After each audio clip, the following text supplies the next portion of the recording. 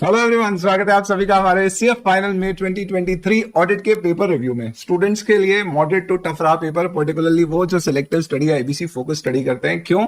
Number 1, chapter like bank audit से related MCQ integrated पूछा गया, almost of 10 marks. Number 2, professional ethics सिर्फ 9 mark का पूछा गया। नंबर 3, आईसीआई के स्टडी मटेरियल में से सिर्फ 4 क्वेश्चंस डिस्क्रिप्टिव में पूछे गए, 20 मार्क के out of total of 88 marks.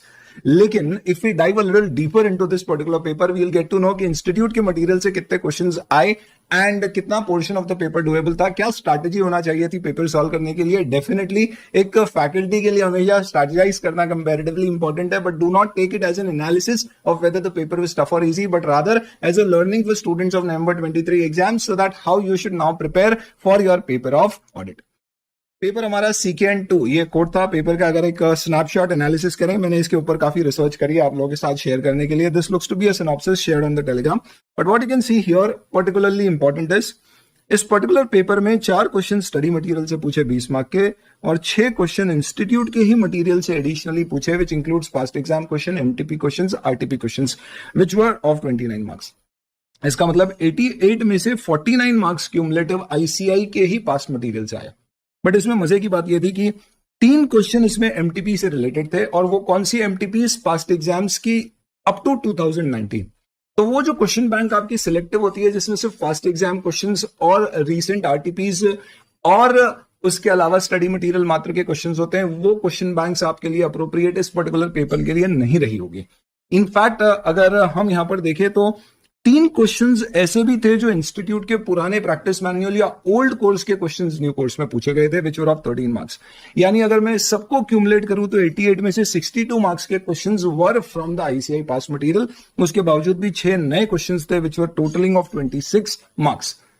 इन सब में से अगर मैं बात करूं तो टोटल 19 क्वेश्चंस पूछे गए, जिसमें से 13 इंस्टीट्यूट के पास्ट ओल्ड कोर्स या RTP MTP पास्ट एग्जाम या स्टडी मटेरियल से क्वेश्चन थे। All of those 13 questions were there in the question bank, और हर क्वेश्चन के सामने मैंने आपके साथ पेज नंबर और क्वेश्चन बैंक का रेफरेंस भी दिया है, जिसके सारे क्वेश्चंस आपके क्वेश्चन बैंक में वहां पे आपको मिलेंगे with audio pods in terms of how to handle those questions.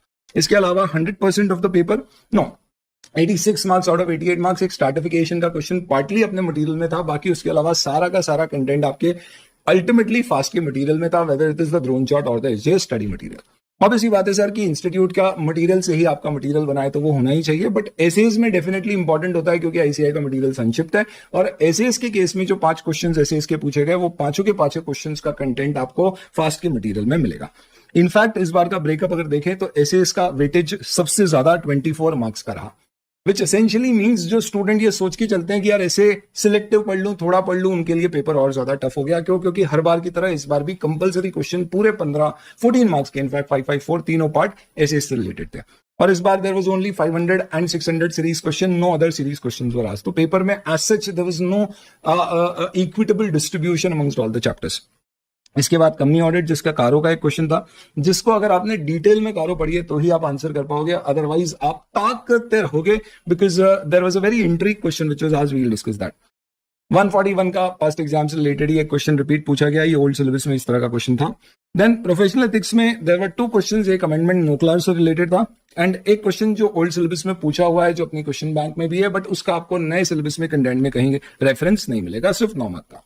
जिस स्टूडेंट ने प्रोफेशनल एथिक्स के ऊपर एग्जाम में पहले खूब सारा समय दिया, दे would have faced a little problem. इसलिए मैं पर्टिकुलरली बार बार कहता हूं कि ड्यूरिंग द 1.5 डेज, और इस बार 2.5 डेज थे, तो इंस्टीट्यूट ने उसके पूरे मजे ले लिया आपके साथ पेपर में, ऐसा लगता है। बट नेवरदलेस ये जरूर है कि आपको बहुत लिमिटेड टाइम एथिक्स पे देना चाहिए। You should not bank on ethics too much, and this is something which we always say that you should have an equitable distribution of the whole syllabus.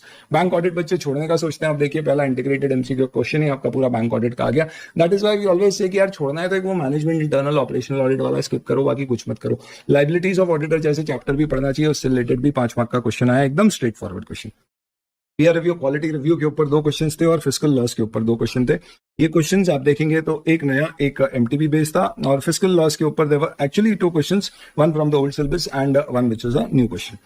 Liability, NBFC, insurance company, investigation, management audit और automated environment, इन 6 topics के ऊपर एक question थे, 4 से 5 mark के, जिनमें से 3 इंस्टीट्यूट की पास्ट MTPs में है, 2 स्टडी मटेरियल में, और एक नया क्वेश्चन आया। ये आपका टोटल 88 मार्क्स के पेपर का वेटेज है। What is the conclusion before you get into the detailed review from this kind of a paper? Number 1, November 23 में अगर आपकी एग्जाम है तो ऑडिट की प्रिपरेशन करने के लिए सिलेक्टिव स्टडी छोड़ दीजिए।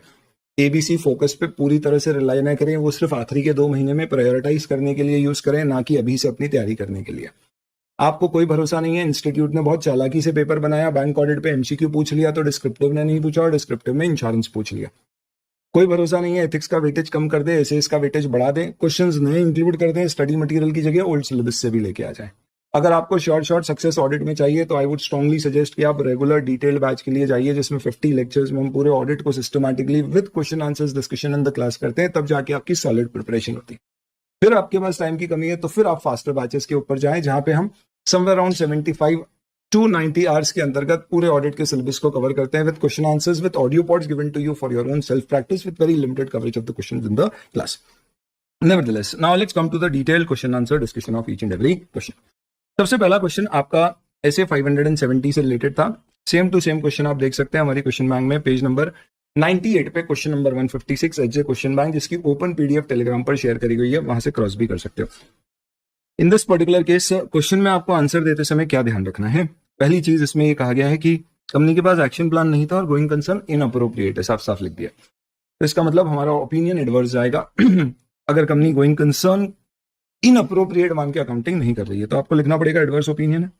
ये फाइनेंशियल स्टेटमेंट में सर्कमस्टांसेस रिफ्लेक्ट होना चाहिए था, नहीं हुए तो ऑडिटर इसके लिए रिपोर्टिंग करेगा, क्योंकि पूछा है ऑडिटर को क्या ऑडिट रिपोर्ट में कोर्स ऑफ एक्शन लेना है, तो आपको ओपिनियन पैराग्राफ भी ड्राफ्ट करना पड़ेगा। अगला क्वेश्चन था आपका हैम लिमिटेड से रिलेटेड, जिसमें रॉ मटेरियल का काफी बड़ा स्टॉक है, जिसको ऑडिटर एक्सपर्ट के द्वारा वेरीफाई कराया गया। संतुष्ट नहीं थे हम, तो इसके लिए हम क्लीन ऑडिट रिपोर्ट नहीं देना चाहते थे, तो हमने ऑडिटर के एक्सपर्ट का नाम दे दिया ताकि हमारी रिस्पॉन्सिबिलिटी रिड्यूस हो जाए। क्योंकि ऑडिटर एक्सपर्ट है तो ऐसे 620 एक्सपर्ट का नाम नहीं दे सकते। देना भी हो मॉडिफाइड रिपोर्ट के केस में तो लिखना पड़ेगा कि हमारी रिस्पॉन्सिबिलिटी इससे रिड्यूस नहीं होती है, अनमॉडिफाइड ओपिनियन में दे ही नहीं सकते। सेम क्वेश्चन आपको मिलेगा क्वेश्चन नंबर 184 पेज नंबर 118। अगला कंस्ट्रक्शन प्रोजेक्ट्स में है कंपनी और इसके लिए कई सारे एस्टिमेट्स लगते हैं और कई सारे सर्कमस्टांसेस हैं। तो इनफैक्ट क्वेश्चन में ये कहा गया है कि सारे एस्टिमेट्स को रिकॉग्नाइज किया गया है। उन्होंने देखा है कि कुछ सर्कमस्टांसेस चेंज हुए हैं जिससे अकाउंटिंग एस्टिमेट की नीड आ रही है, तो आपको इंक्वायरी करना है मैनेजमेंट से। तो क्या ऐसे सर्कमस्टांसेस हैं जिनके चेंजेस से रिलेटेड इंक्वायरी आपको मैनेजमेंट से करना होती है? ऐसे 540 में आपको ड्रोन चार्ट में क्वेश्चन बैंक में एसजे स्टडी मटेरियल में तीनों जगह ये मिलेगा question. In fact this was a new question not in the question bank but study material और ड्रोन चार्ट में आपको मिलेगा। क्या सर्कमस्टांसेस आपके नए ट्रांजैक्शंस हो गए, नए टर्म्स ऑफ द ट्रांजैक्शन हो गई, रेगुलेटरी रिक्वायरमेंट चेंज हो गई, इस तरह के आपके पॉइंट्स होते हैं जो आपको रिपोर्ट करना होते हैं। आपके रेफरेंस के लिए मैंने सारे के सारे क्वेश्चंस और उनके रिलेटेड आंसर्स यहाँ पे दे रखे हैं। जैसे आप देखेंगे question number 1C, this is basically what your ideal answer should be. हालांकि ये जो मैंने दिया है this is basically an extract from our material, precise answer हो सकता है वो ना हो, कुछ चीजें क्लिप करना हो, this is for your reference. Question number 2 ideally आपको ऑप्शनल में छोड़ देना चाहिए था, जस्ट बिकॉज क्योंकि इसके क्वेश्चंस थोड़े से डिफरेंट नेचर के थे और इसे आप ऑप्शनल में छोड़ के बाकी पेपर करते तो आई थिंक आप इसका एक डिसेंट स्कोर क्रिएट कर सकते थे। यहाँ पे क्वेश्चन में क्या कहा गया है, तो स्ट्रैटिफिकेशन का क्वेश्चन है ऐसे 530 से रिलेटेड। आपको दिया गया है कि हमने पूरी पॉपुलेशन को ऐसे डिवाइड किया है और इसको ऐसे डिवाइड करके हम चाहते हैं कि कोई दूसरी टेक्निक सैम्पलिंग की यूज करना चाहते हैं। स्ट्रैटिफिकेशन का कॉन्सेप्ट उसे क्लियर नहीं है ऑडिटर को, तो आप बताइए स्ट्रैटिफिकेशन का क्या कॉन्सेप्ट होता है और इसके क्या यूज है। तो नॉर्मली स्ट्रैटिफिकेशन या वैल्यू वेटेड सिलेक्शन के अंतर्गत हम पॉपुलेशन को डिवाइड कर देते हैं रिस्क कैरेक्टरिस्टिक्स या वैल्यू वेट के बेसिस पे, और फिर जो ज्यादा वैल्यू आइटम्स होती है एबीसी जैसा कि जिसमें नंबर ऑफ आइटम्स कम है और वैल्यू ज्यादा होती है, उन पर हम ज्यादा फोकस कर सकते हैं, ज्यादा रिस्की आइटम पे ज्यादा फोकस, बाकी के कम। इससे ओवरऑल हमारी सैंपल साइज कम होती है, हमारे सैम्पलिंग के रिजल्ट्स और बेहतर होते हैं। You can find the detailed part of the answer. This is obviously an extract of this. We'll have to basically given the answer. ये ऐसा मैंने रेफरेंस दिया, आप टेलीग्राम पे शेयर कर देख सकते हो इसको। अगला क्वेश्चन देखते हैं। एसपीएम लिमिटेड 50 साल एज ऑफ इनकॉर्पोरेशन से पूरे कर रहा है। ये लैंड खरीदना चाह रहा था और अपने डायरेक्टर से लेना चाह रहा है। तो इसमें बेसिकली एक नॉन कैश ट्रांजैक्शन हुआ है। तो आपको कारो के अंतर्गत क्लॉज 15 हम लोग ऐसे याद करते थे कि नॉन कैश में 10 का आधा ही मिलता है, तो 10, 5, 15 क्लॉज ऐसे याद रखें। तो डायरेक्टर्स के साथ अगर आपने कोई नॉन कैश ट्रांजैक्शन किया तो उसकी आपको रिपोर्टिंग करना पड़ती है। इसके अंतर्गत you have to basically give a detail reporting. इसमें इनफैक्ट मैंने सिर्फ कारो के पेज नंबर का रेफरेंस दिया है एंड आपको अल्टीमेटली यहाँ पे क्या करना है, you will have to basically put all the additional audit procedures which you will have to apply plus the reporting requirement which you will have to do in CARO. Next tax audit report के अंतर्गत there were 2 questions which were asked. पहला, एक company खरीदी थी, 40 लाख रुपए ज्यादा दिए थे गुडविल के। क्लॉज 18 में आपको बताना है कि अब गुडविल डिडक्टेबल नहीं है। क्लास में रिवीजन में पावर बैच में हर जगह बोला था कि अमेंडमेंट है, इसे ध्यान से करना, क्वेश्चन आ सकता है। उसके ऊपर आया, अमेंडमेंट के ऊपर क्वेश्चन आते ही आता है। देन इसके अलावा एक कंपनी है जो एग्रीकल्चर का बिजनेस कर रही है और कंसल्टेंसी कर रही है, और उसके खर्चों में दोनों के खर्चे हैं, तो जो इनकम आपकी टैक्सेबल इनकम का पार्ट नहीं बनती, उसके खर्चे भी आप इंक्लूड नहीं कर सकते। क्लास 21H के अंतर्गत आपको इसको मेंशन करना है, अपनी रिपोर्ट में बताना पड़ेगा कैसे रिपोर्ट करोगे। क्वेश्चन में आपको ध्यान रखना होगा कि इन सब केसेस में आपको क्या पूछा गया है। तो जैसे रिपोर्टिंग पूछी है तो आपको यहाँ पे बताना पड़ेगा कि रिपोर्टिंग कैसे होगी। अगर आपसे क्वेश्चन में प्रोसीजर पूछे होते हैं तो प्रोसीजर बताना है, यहाँ पे रिपोर्टिंग का question. Tax audit, audit under fiscal loss. Listing process में क्वेश्चन में कहा गया है यहाँ पे प्रोस्पेक्टस इश्यू किया गया है, टॉप एग्जीक्यूटिव है, उसमें देखा है कि कंपनी के अगेंस्ट कोई केस है जिसे इंक्लूड नहीं किया। ए जिसने ऑथराइज किया था अपने आप को डायरेक्टर बनाने का, और थोड़ा रिलक्टेंट था, तो उसने बोला था कुछ समय बाद डायरेक्टर बनेगा, और उसे पता था प्रोस्पेक्टस में ये इन्फॉर्मेशन गई है। बाद में सब्सक्राइबर को इससे लॉस हुआ, तो अब वो डिफेंड कर रहा है ए, भैया वो अभी डायरेक्टर नहीं है तो उसके अगेंस्ट कोई एक्शन नहीं लिया जाएगा। ऐसा क्वेश्चन भी है अपने क्वेश्चन बैंक में, और आंसर इसका सिंपल है। सेक्शन 35 के अंतर्गत कहा गया है कि अगर आप अपना कंसेंट देते हो कोई भी इन्फॉर्मेशन प्रोस्पेक्टस में देने के लिए, फिर आप अभी डायरेक्टर हो या कुछ इंटरवल बाद बनने वाले हो, और वो इन्फॉर्मेशन अगर गलत है जिससे लोगों को लॉस होता है, तो वो डैमेजेस के लिए आप जिम्मेदार होगे। इसके अलावा 447 की पेनल्टी भी आपके ऊपर इंपोज होगी। CTR एंड एसोसिएट्स, ये आंसर भी है आपके पास। C&TR partners, statutory auditor TP hotels के अपॉइंट किए गए। Audit firm is a regular customer of the hotel, partner usually stay in the same hotel for traveling purposes. Normally, payment for such stays are settled on monthly basis raised by the company. Give your comment on qualification of audit firm as per the provisions of Companies Act. Section 141, subsection 3 के clause E के अंतर्गत आपको कहना होगा कि business relationship से arms and price पर हुई है, ऐसा अज्यूम करें तो कोई प्रॉब्लम नहीं। अज्यूमिंग कि इंडेटनेस यहाँ पे 5 लाख से ज्यादा नहीं है। सिमिलर ऐसा क्वेश्चन है, उसमें भी आंसर ये सोच के दिया गया है कि इंडेटनेस 5 लाख से ज्यादा नहीं है, तो एज सच कोई डिस्क्वालिफिकेशन अट्रैक्ट नहीं होता है। SR and associate statutory auditor of ABC, audit pending है फाइनेंशियल ईयर का, क्योंकि ऑडिटर और कंपनी के बीच में कुछ डिस्प्यूट है। इसमें जो ऑडिटर है, इसे जब पता पड़ा कि इसे हटाया जा रहा है, तो इसने ROC को सारे disputes, fixed asset, bogus creditor के बता दिए। ABC ने ICI को कंप्लेन करी है, तो आपको बताना है CA एक्ट और शेड्यूल्स के अंतर्गत कि क्या ऑडिटर ने सही किया। तो क्वेश्चन ऐसा है कि भाई मैं ऑडिटर हूं, मैंने कोई डिस्क्रिपेंसीज देखी, ऑडिट अभी पेंडिंग है, मुझे हटा दिया गया, तो मैंने ROC को इन्फॉर्म कर दिया कि कंपनी में बोगस क्रेडिटर्स और ऐसी हरकतें हो रही है, क्या मुझे गिल्टी माना जाएगा? तो आंसर इज यस। ये आपके कोड ऑफ एथिक्स के अंतर्गत chartered accountants act schedule 2 part 1 class 1 confidentiality का क्वेश्चन है। इसमें आपको कहना होगा कि कॉन्फिडेंशियलिटी ब्रीच हुई है, क्यों? क्योंकि ऑडिटर के पास ऐसी कोई रिक्वायरमेंट नहीं थी कि उसे ROC को ये चीज इन्फॉर्म करने की जरूरत थी। इनफैक्ट अगर आपको फ्रॉड्स पता पड़ते हैं तो आप सेंट्रल गवर्नमेंट को रिपोर्ट करते हो, और आप रिजाइन करते हो तो रेजिग्नेशन की इन्फॉर्मेशन आप ROC को देते हो। यहाँ पे दोनों ही सिचुएशन नहीं है। You'll be also finding the same particular question in our question bank. So it is not that it is something which was a new question. Beta Limited engaged in construction business year 2001. Auditors understands through construction estimate is vital for viability of construction business and requested information regarding financial and operating cost from management to review accounting estimate.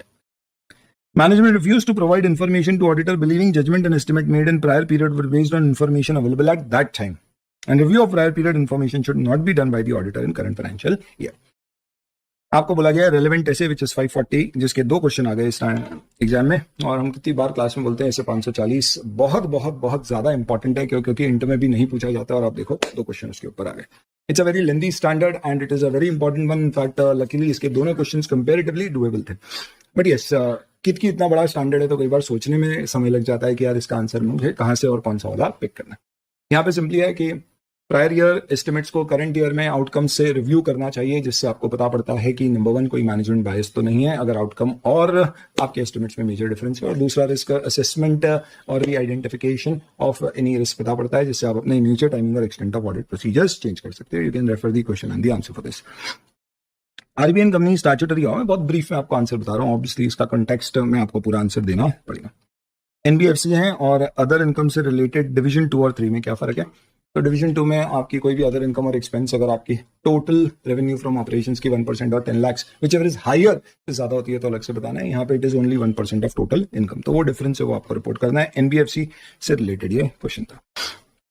Then ABCN company chartered accountant firm है और इसकी branches हैं 21-22 में ये 18 listed company और 24 private limited company इसका audit कर रही है। पढ़ के लगता है शायद लिमिट वाला क्वेश्चन होगा, पर ये वो नहीं है, ये क्वालिटी रिव्यू और नफरा से रिलेटेड है। पीयर रिव्यू इसका हो चुका है, इसके पास पीयर रिव्यू सर्टिफिकेट है, और इसके बाद quality review board of the institute ने इसका क्वालिटी रिव्यू करने का डिसीजन लिया है। पहली बात, आपका पीयर रिव्यू हो चुका है तो भी आपका क्वालिटी रिव्यू हो सकता है, दोनों इंडिपेंडेंट और एक्सक्लूसिव प्रोसेसेस हैं।